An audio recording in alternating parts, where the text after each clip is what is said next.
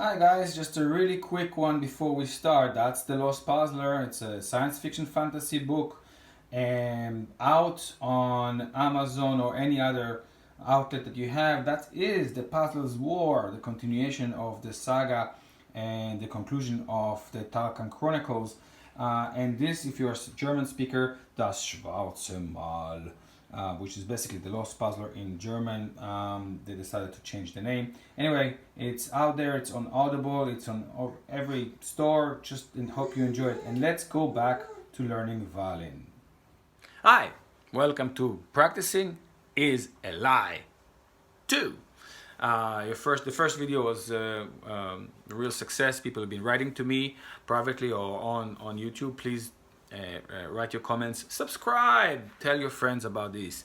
And so I've decided to continue and tell you about typical mistakes that void our practicing time. The most precious commodity that we have is time. It will never come back. So if you are practicing for 2 hours, 3 hours, or even 4 hours, 5 hours a day, and you're not getting any results or not the results that you want, it's usually mean that you are not practicing the right way.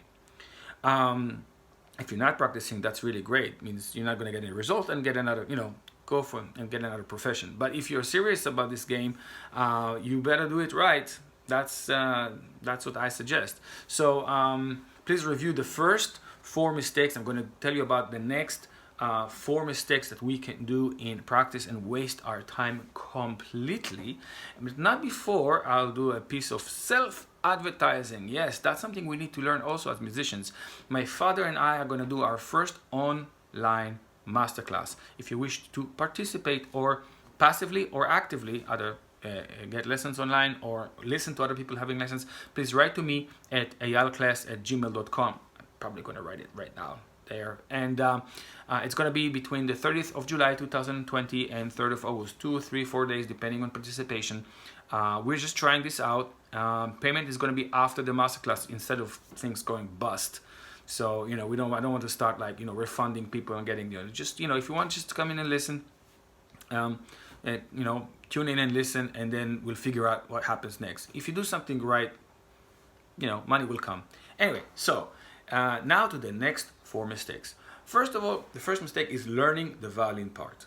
Come on, guys, don't be stupid. And I'm saying it, don't be stupid. When you learn a sonata, know what's happening in the piano. When you learn a concerto, know what's happening in the score. When I mean know, it means you know what's supposed to know what is happening before your entrance every time and after your entrance every time. So you don't really just need to sit down and click your fingers internally until it's your time to come in. You need to know what is happening before and after, and then you need to also know what is happening during, because harmony and what's happening in another voice probably makes a difference.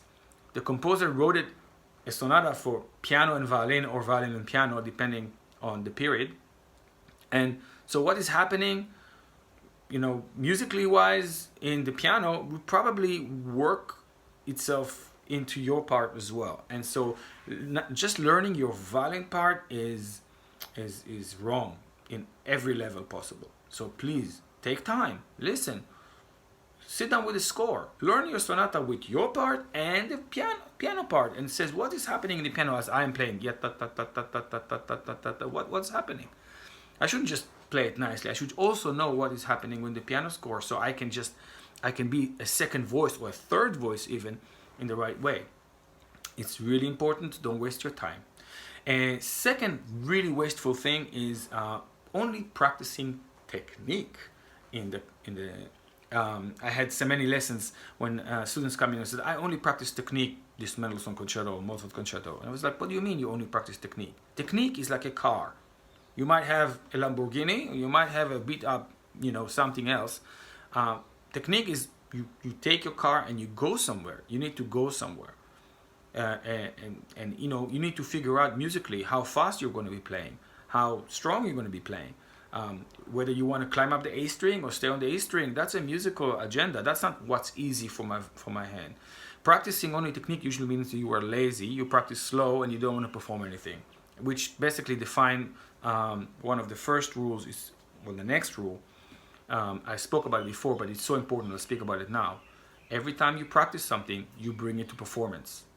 What it should be, whether it's a line or a run or a piece of just really slow, beautiful music, but you bring that piece as you practice to the needed speed and intensity. And if you need to learn it by heart, you do that on that spot. You don't need to play it from beginning to end, the whole chapter, whole movement, but you need to, whatever you're doing, to bring it to performance level.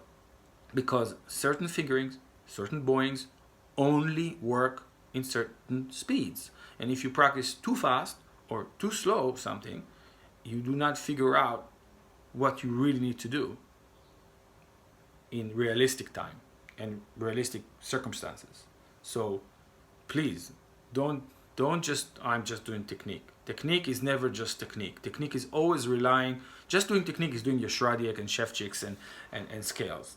And even your scales and Shradiak and Shevchiks have many different technical aspects that you can do on. So decide. Use the short-term goals that I spoke about in the first video, and go from there. But when you talk about pieces, please never just practice technique. Bring us to everything to performance. So that bringing everything to performance was the third mistake. Please make sure that you do that. The last mistake we'll speak today is, I'm sorry, it's a really stupid mistake, and people do it all the time. It's not fixing the mistake before going back and trying again. Happens so many times. People play, something goes wrong, well, okay, then I go back and try again to run through it.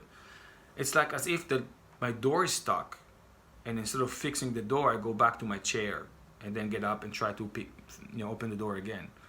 No, fix the door, fix the mistake, fix it several times. Make sure that you made it, that it's there, you understand the mistake, and then go back by all means and try several times. But by trying again, like push through the mistake, you're not doing anything. Even if you succeed, this is your second, third, or fourth, or fifth try. You're not gonna get that kind of numbers of tryouts when you're on stage. It's a lie. So figuring this out takes a little bit of taking your time, be patient, analyzing what the problem was, and then when you figure out that the hole that it was created is now completely filled and it's concrete, you go back and you go over it again. I don't know how many times people have been doing it, and it takes humongous amount of time, wastes incredible amount of time, and never gives you results. Okay, please be more aware when the mistake happen, especially in practice time. Just stop for a second and say, well, there's a mistake here. Don't just go, figure this out.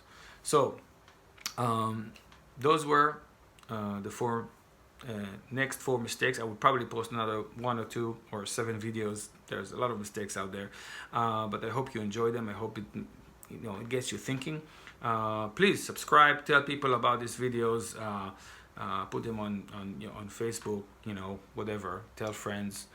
It helps me a lot. It's just my ego. I don't get money from it. So if you wish to participate in the masterclass, yeah, by all means, let me know. And thank you everybody for watching, and stay healthy.